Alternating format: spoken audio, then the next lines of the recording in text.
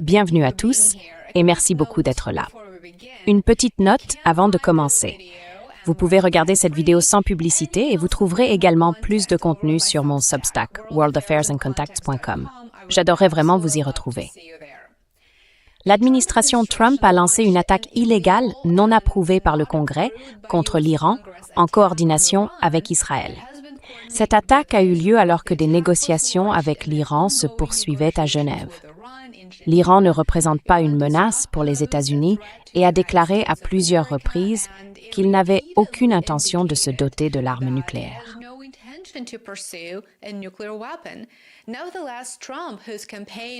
Néanmoins, Trump, dont la campagne reposait sur des promesses de paix, comme beaucoup d'entre vous s'en souviennent peut-être, a dit samedi matin aux Iraniens de rester dans les abris. Ce sont ses mots. Et aux Américains, à ses compatriotes, il a déclaré que les pertes américaines sont, encore une fois, ce sont ses mots. À présent, l'Iran a réagi, comme il l'avait précédemment promis, à l'agression américano-israélienne en menant des frappes contre des bases militaires américaines à travers le Moyen-Orient. Auparavant, il avait informé les États-Unis, par des canaux officieux, des cibles qui seraient touchées. C'était le cas pendant la guerre de 12 jours. Eh bien, cette fois-ci, il a clairement indiqué avant ces frappes illégales qu'il n'y aurait aucune coordination et que ces attaques ne seraient pas symboliques.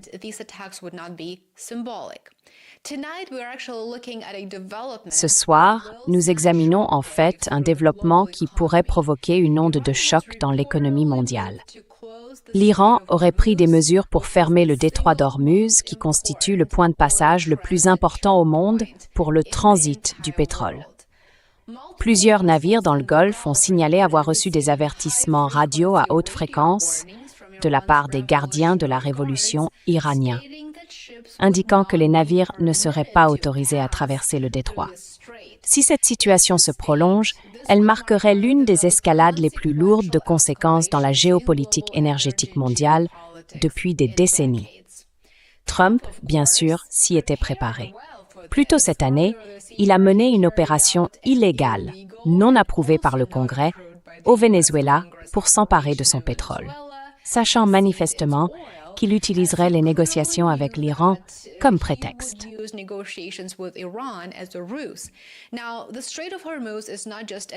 Le détroit d'Ormuz n'est pas simplement une autre étendue d'eau. C'est le passage maritime étroit qui relie le golfe Persique à l'océan Indien. Bordé par l'Iran au nord et par l'exclave omanaise du Musandam au sud, le détroit ne mesure qu'environ 50 km à son point le plus large et les voies de navigation elles-mêmes ne font qu'environ 2000 de large dans chaque direction. Par endroits, l'eau n'a qu'une soixantaine de mètres de profondeur, ce qui la rend particulièrement vulnérable aux mines, aux frappes de missiles ou aux blocus navals. Pourquoi est-ce un point d'étranglement mondial, me direz-vous? Eh bien, environ 1/5 de la consommation mondiale de pétrole transite par ce corridor.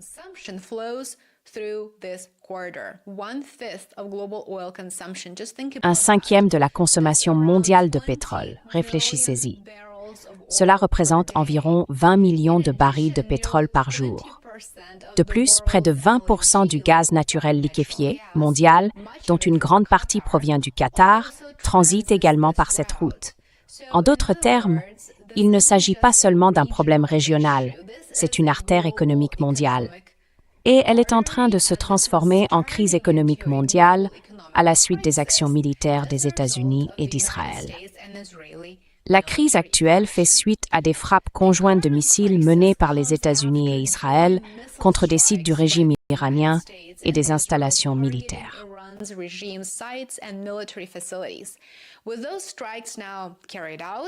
Avec ces frappes désormais effectuées, l'Iran semble indiquer qu'il est prêt à utiliser son levier économique le plus puissant en réponse, le détroit d'Ormuz, en le fermant. L'Iran se trouve sur la rive nord du détroit et contrôle des îles clés qui dominent le passage, notamment Ormuz, Keshm et Larak. Il détient également les îles disputées de la Grande Tombe, de la Petite Tombe et d'Abu Moussa. des points d'observation stratégiques sous contrôle iranien depuis 1961. Depuis ces positions, la marine du corps des gardiens de la révolution islamique peut entraver le trafic maritime. Les marchés pétroliers étaient déjà en alerte face à la montée des tensions et aux spéculations sur une confrontation militaire.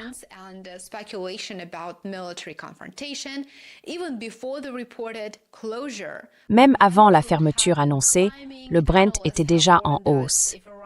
Les analystes ont averti que si l'Iran parvenait à bloquer le détroit en réponse à l'agression américano-israélienne, même temporairement, les prix du pétrole pourraient grimper en flèche, potentiellement dans une fourchette de 120 à 150 $ le baril. Une perturbation prolongée se répercuterait sur l'inflation mondiale, les coûts de transport, la production industrielle et les prix alimentaires. Cela va tout affecter, absolument tout. Plus de 80% du pétrole et du gaz transitant par le détroit sont en réalité destinés à l'Asie. La Chine, l'Inde, le Japon et la Corée du Sud sont fortement exposés. La Chine, en particulier, achète la grande majorité des exportations pétrolières iraniennes et a été, bien sûr, l'un des soutiens diplomatiques les plus importants de Téhéran.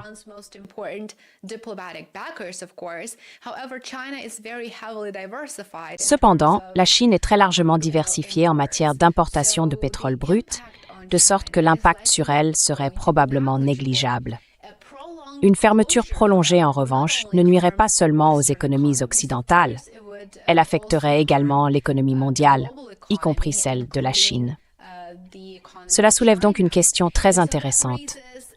La fermeture du détroit d'Ormuz porterait atteinte à l'économie iranienne elle-même, car le pays ne pourrait plus exporter son pétrole. L'Iran dépend du même passage maritime pour exporter son brut. En réalité, les expéditions de pétrole iranien via le détroit ont atteint certains de leurs niveaux les plus élevés depuis 2018. Ainsi, un arrêt complet couperait la principale source de revenus de Téhéran à un moment de forte pression économique.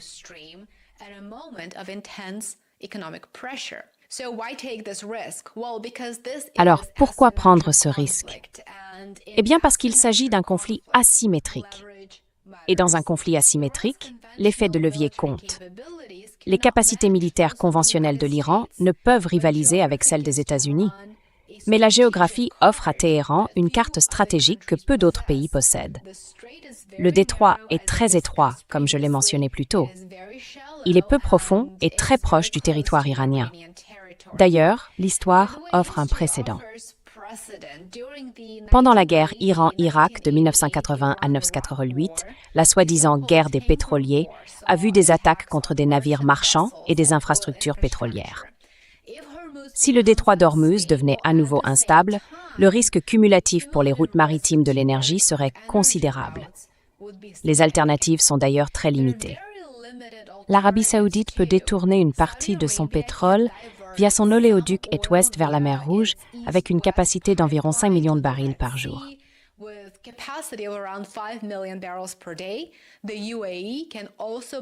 Les Émirats arabes unis peuvent également contourner le détroit d'Ormuz dans une certaine mesure grâce à l'oléoduc Habshan Fujairah, qui peut transporter environ 1,5 million de barils par jour.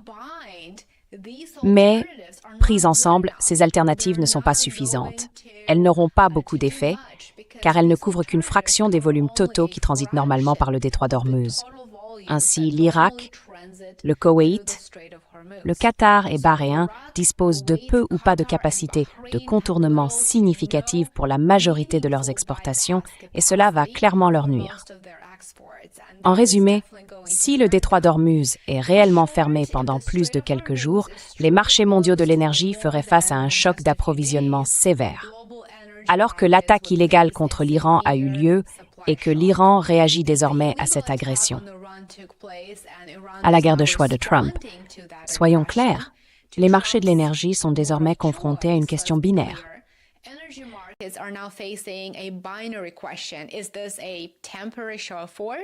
S'agit-il d'une démonstration de force temporaire ou du début d'une crise maritime prolongée? Laquelle des deux options va-t-il s'agir? Le détroit d'Ormuz n'est pas seulement un point de tension régional. c'est la soupape de sécurité du système énergétique mondial. À mesure que la pression continue de s'y accumuler, les conséquences s'étendent bien au-delà du Golfe. Et si cette fermeture se maintient, nous pourrions entrer dans une nouvelle phase de guerre économique où la géographie, plutôt que les sanctions, deviendrait l'arme principale. Si vous avez trouvé cette vidéo intéressante, n'hésitez pas à découvrir plus de contenu sur mon Substack et mon Patreon à worldafairissomecontext.com. J'aimerais beaucoup vous y retrouver. Merci infiniment d'avoir regardé. J'apprécie que vous aimiez, vous abonniez et partagiez cette vidéo si vous l'avez trouvée utile.